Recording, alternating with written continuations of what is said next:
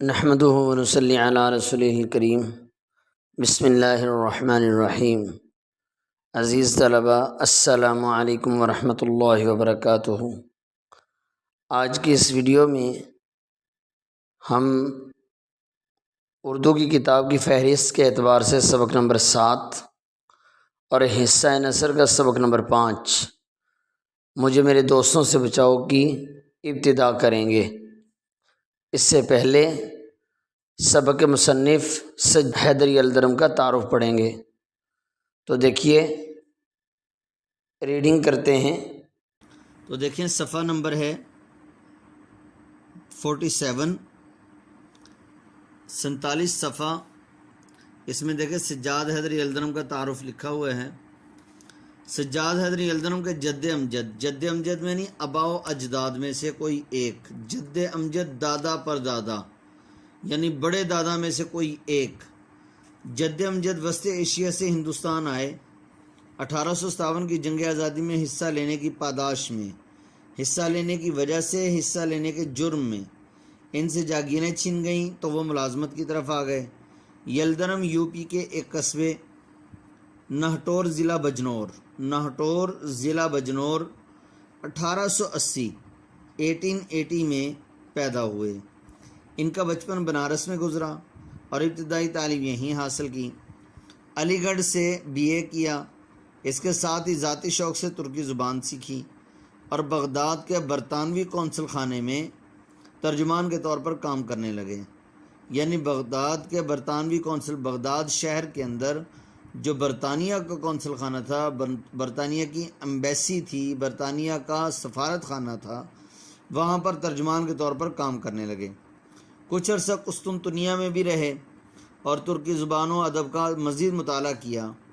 علی گڑھ مسلم یونیورسٹی کا رجسٹرار کے طور پر کام کیا، پھر جزائر انڈمان میں ریونیو کمشنر رہے۔ 1943 یعنی 1943 میں لکھنؤ میں وفات پائی۔ سجاد حیدری الدرم صاحب طرز ادیب، مترجم اور شاعر تھے۔ افسانہ نویسی اور ترکی زبان سے اردو میں تراجم ان کی شہرت کا سبب بنے۔ ان کے افسانوں کے بیشتر خیالات و موضوعات ترکی ادب سے ماخوذ ہیں۔ مطلب یہ ہے کہ ان کے افسانوں، جو انہوں نے افسانے لکھے ہیں، افسانے کی تعریف بھی میں آپ کو بعد میں بتاؤں گا سبق کے بعد، تو اس میں یہ بتاتے ہیں کہ ان کے جو افسانے یعنی کہانیاں لکھی ہوئی ہیں، اس کے اندر جو ہے اکثر خیالات و موضوعات، یعنی ان کے افسانوں کے اکثر ٹاپکس جو ہیں وہ ترکی کے لٹریچر سے لیے گئے ہیں، انڈیا یا ہمارے ملک بر صغیر کے لٹریچر سے نہیں لیے گئے۔ خیالستان ان کے افسانوں کا مجموعہ ہے۔ ان میں رومانیت کا رنگ غالب ہے۔ رومانیت جو ہے عشق و عاشقی کو بھی کہتے ہیں، عشق و عاشقی سے متعلق باتیں وغیرہ ہوں، اس کو بھی رومانیت کہتے ہیں۔ لیکن یہاں پر رومانیت کہتے ہیں فرضی کہانی، مطلب امیجن کر کے کوئی کہانی لکھ دی گئی۔ اب اس کو ریالٹی میں بھی لایا جا سکتا ہے، جو لکھ دیا ہے امیجن کر کے، اب اس کو ریالٹی میں لانا، اس کے اوپر ممکن ہے کہ وہ ریالٹی میں ہو سکے۔ ایسا پاسبل ہے کہ جو لکھ دیا، جو کہہ دیا، جو پڑھ لیا، جو امیجن کر لیا، وہ اس کو ہم حقیقی زندگی میں لیں، ہو بھی سکتا ہے، نہیں بھی ہو سکتا۔ تو فرضی کہانی مطلب یہ خیالات کے اندر جو کوئی زندگی وغیرہ سوچی گئی ہو، اور یہ انشاء لطیف کا عمدہ نمونہ ہے۔ ان کی انشاء پردازی میں حصے مزاح بھی شامل ہے۔ انشاء پردازی مضمون نگاری کو کہتے ہیں۔ جس سبق ہے جی مجھے میرے دوستوں سے بچاؤ، سبق نمبر 5۔ عزیز طلبہ، اس سبق کے اندر یہ بتایا گیا ہے کہ مصنف جو ہیں وہ دلی میں ایک بار چاندنی چوک سے گزر رہے تھے کہ ان کی نظر ایک فقیر پر پڑتی ہے جو کہ اپنے آپ کو بڑا ہی پرسان حال یعنی غریب بتاتا ہے۔ اور سب سے افسوس والی بات مصنف کے نزدیک یہ کہ مصنف یہ کہتے ہیں کہ میرے تو بہت سارے دوست ہیں، لیکن وہ فقیر یہ کہتا ہے کہ میرا کوئی دوست نہیں ہے۔ مصنف تو یہی سمجھ رہے ہیں کہ میرے بہت سارے دوست ہیں، اور فقیر یہ کہتا ہے کہ میرا کوئی دوست نہیں ہے۔ اب مصنف کے نزدیک فقیر کے کوئی دوست نہ ہونا یہ اس کے حق میں بہت بڑی نعمت ہے۔ کیوں؟ اس لیے کہ دوست ہوں گے تو وہ طرح طرح کے مصروفیات کے اندر انسان کا وقت ضائع کرتے ہیں، انسان کا پیسہ بھی ضائع کرتے ہیں، انسان کو جو ہے گناہوں کی طرف بھی مائل کرتے ہیں، انسان کو اگر کوئی اب کسی عہدے پر جا کر کچھ کرنا چاہے تو انسان کو کرنے نہیں دیتے، جبکہ فقیر کے جو ہے نزدیک یہ بات بڑی ہی افسردگی والی بات تھی، بڑی ہی عیب والی بات تھی کہ اس کا کوئی دوست نہیں ہے۔ مصنف اس بات کو نعمت خیال کر رہے ہیں کہ اس کا کوئی دوست نہیں ہے، میرے بہت سارے دوست ہیں، اور فقیر اس بات کو جو ہے اس بات کو جو ہے وہ یوں سمجھ لے کہ محرومی سمجھ رہا ہے کہ میرا کوئی دوست نہیں ہے۔ دونوں کے خیالات الٹ ہیں۔ پھر مصنف جو ہے اپنے کچھ دوستوں کا تذکرہ کرتے ہیں کہ ان کے کس قسم کے دوست ہیں، اور پھر اپنے کو اس کے ساتھ کمپیئر کرتے ہیں، اور کمپیئر کر کے اس نتیجے پر پہنچتے ہیں کہ فقیر ان سے کئی درجے بہتر ہے کہ اس کا کوئی دوست نہیں ہے۔ اور کوئی طلب ابنائے زمانہ سے نہیں، اور کوئی طلب مطلب ضرورت، کوئی اور ضرورت نہیں ہے، کوئی اور ڈیمانڈ نہیں ہے۔ ابنا ابن کی جمع ہے، ابنائے زمانہ زمانے کے بیٹے، مطلب دنیا میں رہنے والے لوگ۔ تو شاعر تنگ آ کر یہ کہتے ہیں کہ اور کوئی طلب مجھے ابنائے زمانہ سے نہیں، مجھے دنیا داروں سے کوئی طلب نہیں ہے، کوئی ڈیمانڈ نہیں ہے، کوئی مطلب نہیں ہے، بس ایک احسان، ایک میری ضرورت پوری کر دیں۔ مجھ پہ احسان جو نہ کرتے تو یہ احسان ہوتا کہ میرے اوپر مہربانی نہ کیا کریں، میں جتنی بھی مشکل میں پھنسا ہوا ہوں میرے اوپر احسان نہ کیا کریں۔ کیوں؟ اس لیے کہ مجھے ان کے احسان کا بدلہ پھر چکانا پڑ جاتا ہے، جو کہ کسی وقت بہت مشکل اور بہت بھاری محسوس ہوتا ہے۔ جی ہم ریڈنگ کی طرف آتے ہیں۔ اب مشکل الفاظ کے معنی آپ نے ساتھ ساتھ لکھ لینے ہیں۔ ایک دن میں دلی کے چاندنی چوک میں سے گزر رہا تھا کہ میری نظر ایک فقیر پر پڑی جو بڑے ہی مؤثر طریقے سے اپنی حالت زار لوگوں سے بیان کرتا جا رہا تھا، مؤثر طریقے سے، بڑے ہی با اثر طریقے سے اپنی حالت زار لوگوں سے بیان کرتا جا رہا تھا۔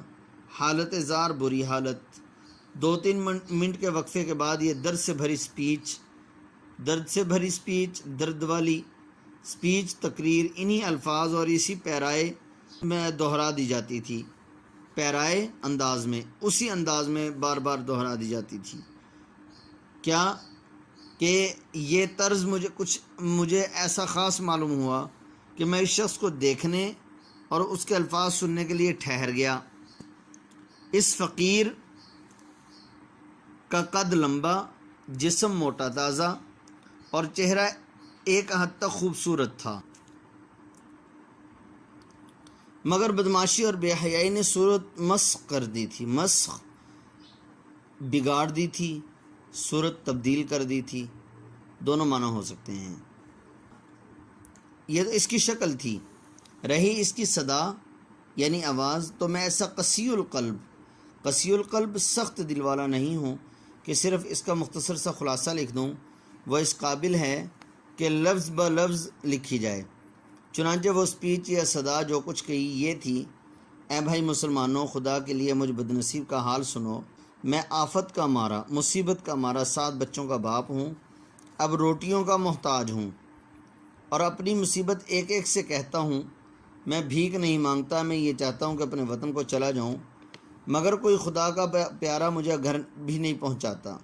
بھائی مسلمانوں، میں غریب الوطن ہوں، غریب الوطن مسافر ہوں، میرا کوئی دوست نہیں، ہائے میرا کوئی دوست نہیں۔ اے خدا کے بندو میری سنو، میں غریب الوطن ہوں۔ فقیر تو یہ کہتا ہوا اور جن پر اس قصے کا اثر ہو ان سے خیرات لیتا ہوا آگے بڑھ گیا، لیکن میرے دل میں چند خیالات پیدا ہونے لگے، اور میں نے اپنی حالت کا مقابلہ اس سے کیا تو مجھے خود تعجب ہوا کہ اکثر معاملات میں نے اس کو اپنے سے اچھا پایا۔ یہ صحیح ہے کہ میں کام کرتا ہوں اور وہ مفتخوری سے دن گزارتا ہے۔ مفتخوری مطلب کوئی کام نہیں کرتا، بغیر کام کیے اس کو پیسے مل جاتے ہیں۔ نیز یہ کہ میں نے تعلیم پائی ہے، وہ جاہل ہے۔ میں اچھے لباس میں رہتا ہوں اور وہ پھٹے پرانے کپڑے پہنتا ہے، بس یہاں میں اس سے بہتر ہوں۔ آگے بڑھ کر اس کی حالت مجھ سے بدرجہ اچھی ہے، بدرجہ کئی درجے اچھی ہے۔ اس کی صحت پر مجھے رشک کرنا چاہیے، خواہش کرنی چاہیے۔ میں رات دن فکر میں گزارتا ہوں اور وہ ایسے اطمینان سے بسر کرتا ہے کہ باوجود بسورنے بسورنا یعنی رونے کی حالت بنانا، رونے کی شکل بنانا، اور رونے کی صورت بنانے کے اس کے چہرے سے بشاشت نمایاں تھی۔ بشاشت، خوشی، تر و تازگی، مطلب یہ ہے کہ وہ رونے والی شکل بھی بناتا ہے، رونے والی حالت بھی بناتا ہے، اس کے باوجود اس کے چہرے سے تر و تازگی اور خوشی محسوس ہوتی تھی کہ وہ پھر بھی خوش پھر رہا تھا۔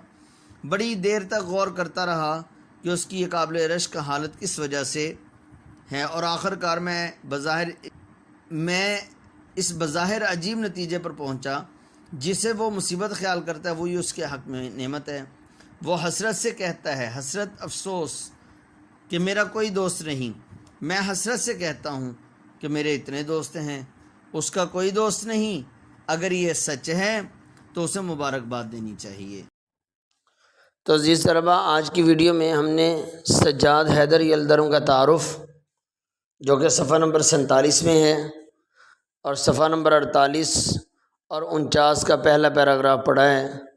آپ نے تعارف کو اور صفحہ نمبر 48 اور 49 کے الفاظ مانی اور جو بھی اس میں MCQs بن سکیں ان کو اچھی طرح سے یاد کر لینا ہے۔ السلام علیکم ورحمۃ اللہ وبرکاتہ۔